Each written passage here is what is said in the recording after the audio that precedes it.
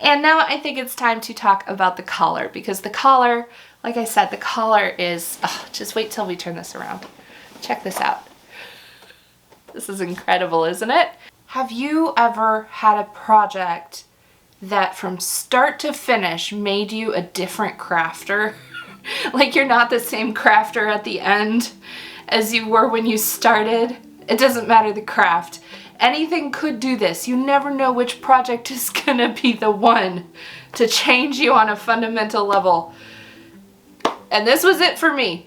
I learned things about myself through this process. And I can't wait to share some of these things with you, because I feel like several of the struggles that I had are definitely universal to those of us who make things. So let's get started. Welcome, fiber friends. I'm Evie. I spin yarn, I make things from yarn, and today I am talking about this cape. So this cape, to give you a real brief rundown, it was inspired a year ago, and so I have been working on this project for a year. It was inspired by Shannon Makes, who had a capetember challenge. The challenge was to make a cape, a cloak, something hanging off the shoulders generally, and make it for the month of September. So that was last September. Not this most previous one, because I'm now in October.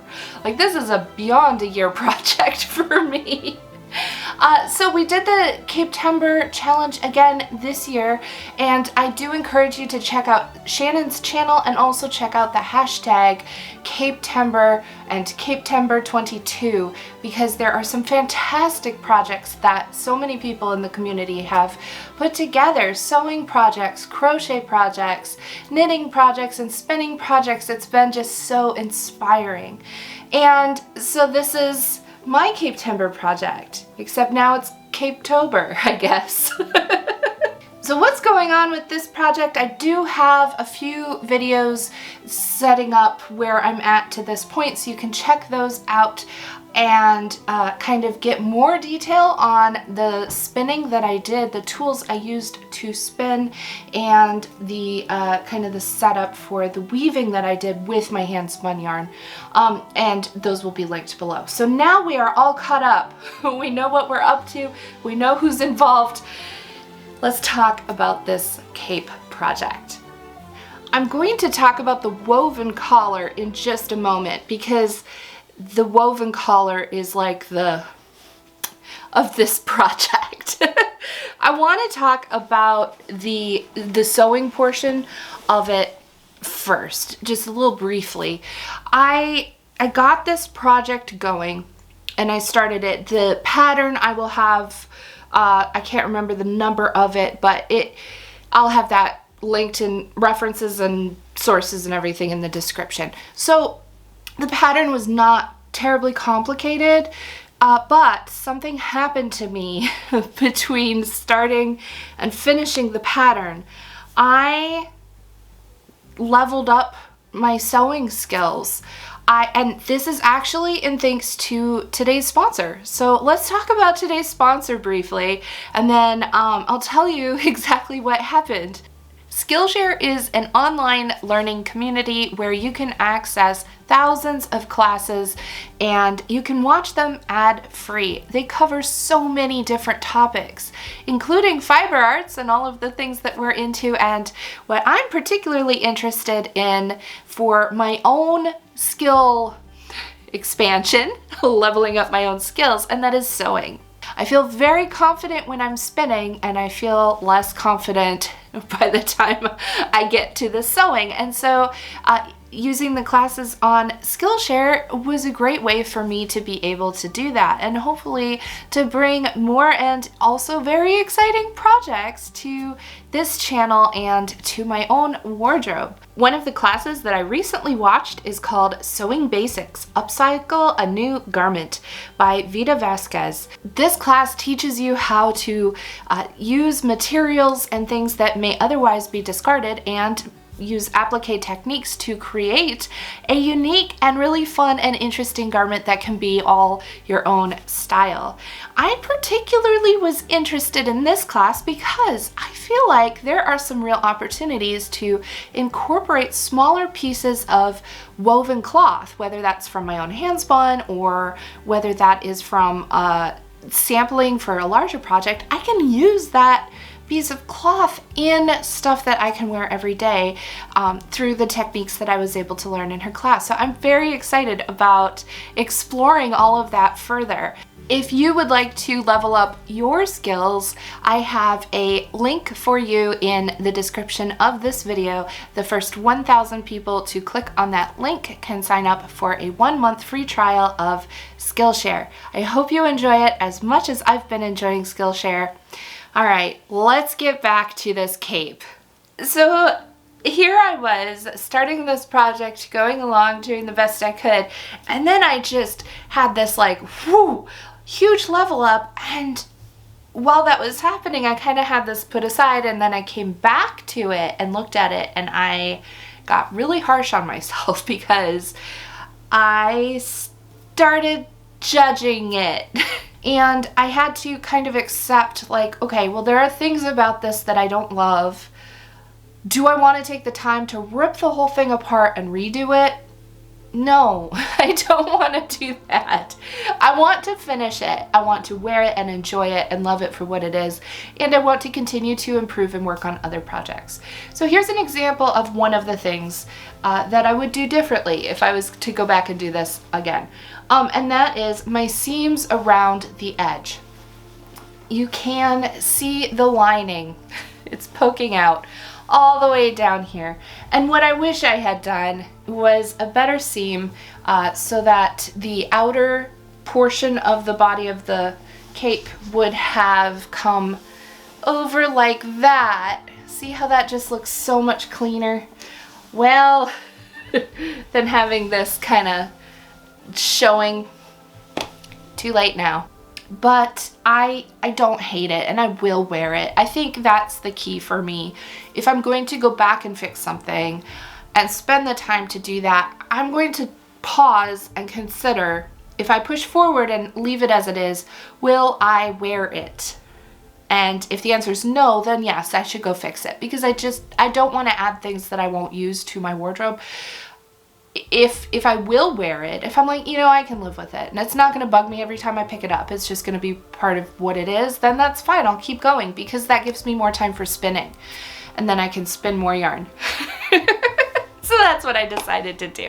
So I still have to do that finishing on the other side. This pocket isn't done yet, but that'll just take a moment. Here we go. I wanted to also mention all the seams on the inside, I did finish off with pinking shears so that it won't be unraveling. This lined fabric is a plain weave with these giant joyful flowers printed onto this, but this is a plain weave, so it's just the over and unders, which means that when it's cut, it frays very easily and very quickly.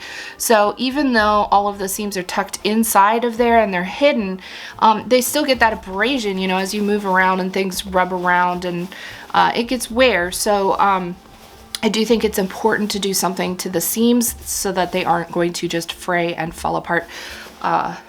So I did do that, and I wanted to mention that as well. And now I think it's time to talk about the collar, because the collar, like I said, the collar is, just wait till we turn this around. Check this out. This is incredible, isn't it? So let's go back in time just a little bit, and I'll give you a few details about finishing up this collar and what that weaving looked like. The history bounding part of this project is the woven collar that I replicated a form of cloth, pile woven cloth, that was known during the Viking Age. It was called Verifelder, and it was a trade cloth that was made by people in Iceland and traded as it was an equivalent to currency. There was a recent article in the Scientific American where the author, Francine Rousseau, interviewed another author and researcher of Viking Age textiles named Michelle Hyer-Smith. She wrote a book called The Valkyrie's Loom, and it is absolutely on my reading list. Some of the really interesting things that she talked about were how valuable the work of women was to Viking Age society, in that they were the ones who were creating the textiles. And as I mentioned, some of these textiles were traded as currency.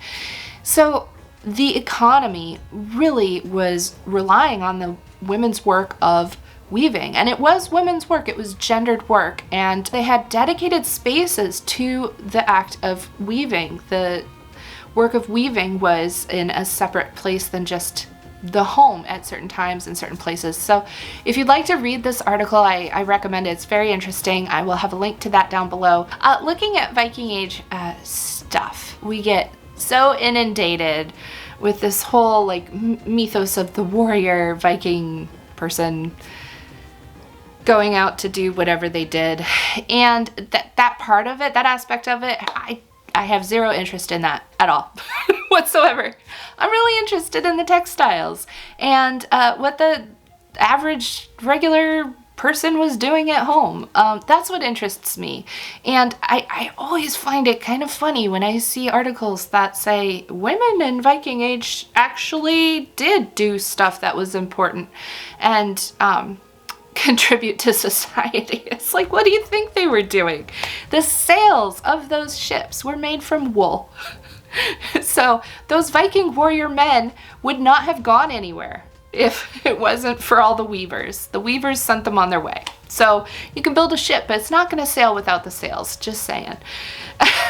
So I always think it's just kind of funny when it's sort of like people are gasping and rediscovering, oh, women did things that were valuable.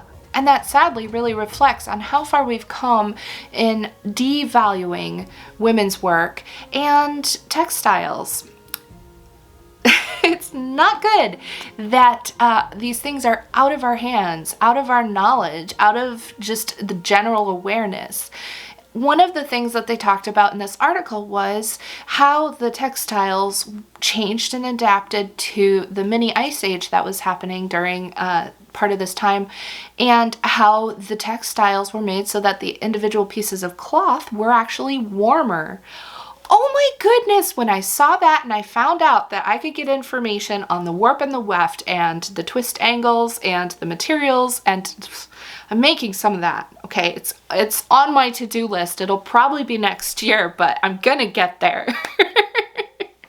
So I started with this piece of Verifelder inspired cloth. I can't say that it's actually Verifelder because it's not the right size and it's a different breed of sheep, but it did absolutely give me some, isn't it gorgeous?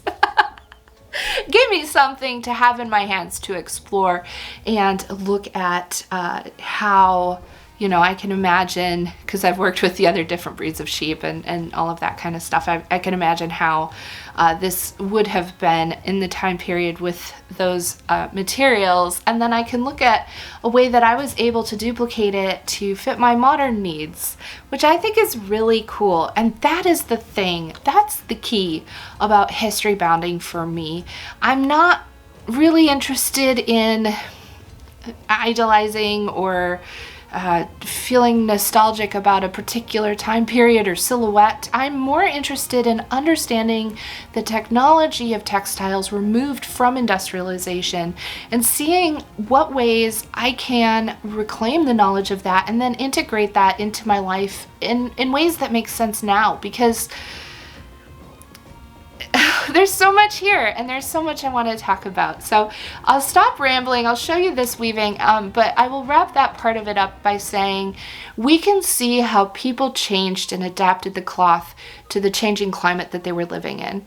And I think it's fascinating to look at ways that we can change and adapt the cloth that we are creating and making today to adapt to the environment that we are living in. And that's not just the climate outside, but that's also economic climate and all of that as well. And so it's fascinating. It's a huge journey. There's so much to learn. So I'll leave it at that and let's talk details about weaving these amazing locks into this cloth. while I was creating this cloth, I learned so many things. One of the things I learned, which is indicated in the extant examples that we have of Verifelder and other pile woven garments like this, is that the locks are not put in a standard way. They're random. They're randomly placed. Not only that, they're randomly placed in terms of how much is woven in between a row that has the added locks, and they're randomly placed whether they go under 4 warp threads, 5 warp threads, 3 warp threads, and they're staggered in a haphazard random way. That's what we see in the extant garments and textiles. And now that I've woven it, it absolutely makes sense to me why they did it that way. For one, I think it looks more natural and beautiful. And for another, it helps to fill out the cloth. And what I mean by that is when you are weaving, you want to have a straight line that you can beat down against, generally.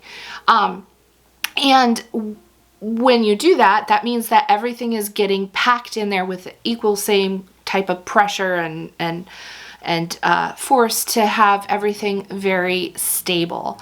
And when you put a lock in there, it causes the fabric to kind of bubble up because it's taking up extra space where that lock is.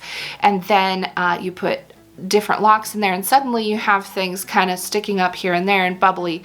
If you were to put the locks in the same place, you are going to have rows and rows where it just grows and bubbles up and bubbles up and bubbles up, and that is going to make it more difficult to keep everything packed in there in a stable way.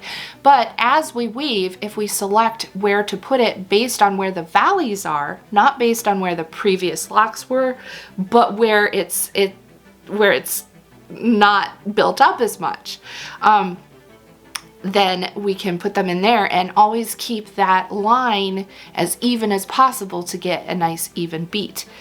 Another thing that I learned was that it's really difficult to weave this type of cloth onto a cloth beam like I was doing with my rigid heddle. I knew this would be an issue, and I was just satisfied to work around it and do the best I could. Traditionally, this would have been woven on a warp weighted loom, and I think that just the way that the cloth is rolled onto a warp weighted loom and the way it hangs and the way it's beaten in there as it's being woven. I haven't woven on a warp weighted loom, but like I can conceptualize how it all works, and I can see that it would be the ideal loom for this type of fabric. The bulk of all the locks getting wound into the cloth beam made it very difficult to maintain my tension, very difficult. And sometimes it would even kind of slip as it would snug down all of a sudden, and I'd have to readjust the tension all over again. And the whole time I was worrying that cranking down on that tension to have all of that I had already woven rolled up in there was gonna mess up my locks. I don't think it did. I think they survived, but it was still I was nervous about that the whole time. So I think a warp weighted loom makes sense for this type of weaving, and while it can be done on a rigid heddle loom or probably also on a floor loom, there are some limitations to the length that I think could be reasonably achieved just because of how it all gets like packed and jammed down in there. So that was interesting to me. I would love to hear from or talk to someone who has done it on a warp weighted loom to know how the rolling up of the fabric with all those locks in there is affected. I'm fascinated. I would love to know. The other thing I learned during this project was about me as a weaver. I love the rhythm of weaving. I love to just let that shuttle go back and forth and beat that cloth down, and there's just such a rhythm to it, and I love it. But this interrupted my flow. These rude locks. I had to stop and fuss with them every several rows, and I kept catching myself getting into the rhythm of weaving, and then I was like, oh man, I wove too far. I have to pick a few of those out so I can get my locks in there. It was really disruptive to the way that I create. And I started to get frustrated by that. Really frustrated. I started to feel angry when I was weaving this. I'm not an angry person. And I started feeling angry. I was mad at it. And I think that taught me what kind of weaving I love and what kind of weaving I don't love. So if it's going to be a twill, I could do yards and yards. I could do miles and miles of a twill. But if it's going to be stopping to put all these locks in there, probably also I would have a similar frustration with tapestry. And that's probably why I've never particularly felt drawn to tapestry weaving myself. I like the cloth aspect of weaving. So that was something really interesting to learn about myself. Will I do a project like this again? Maybe. I don't know. It took way more time than I expected it, and I did expect it to take a lot of time. You can see on the back, you can see the little bubbles, and that's where each of those locks is tucked in to that fabric. And so that's how many times I had to stop and tuck them in there. And I don't know if that looks like a lot or not to you, but to me it was endless. And you can also see over here, guess what I ran out of? This was my yarn that I originally spun for the project for the weft, and I actually ran out. I was a little short. So I switched to a different yarn that was a little bit whiter, but I figured if piecing is period, then switching yarn because you run out is probably also period as well. I just did a kind of rolled hem on the edges to finish it off so it's nice and secure. I left this section all along here, and this is what tucks over and into the collar like that. And then it gets secured on the inside with loops and buttons that I have not added yet. I wanted to make this removable on purpose. I didn't want to sew this in there for two main reasons. One is that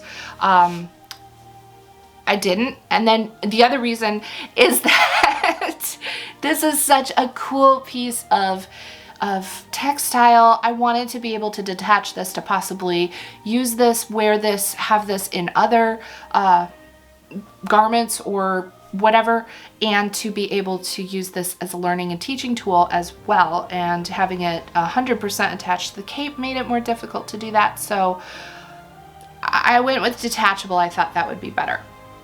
I think it's better. It's pretty good.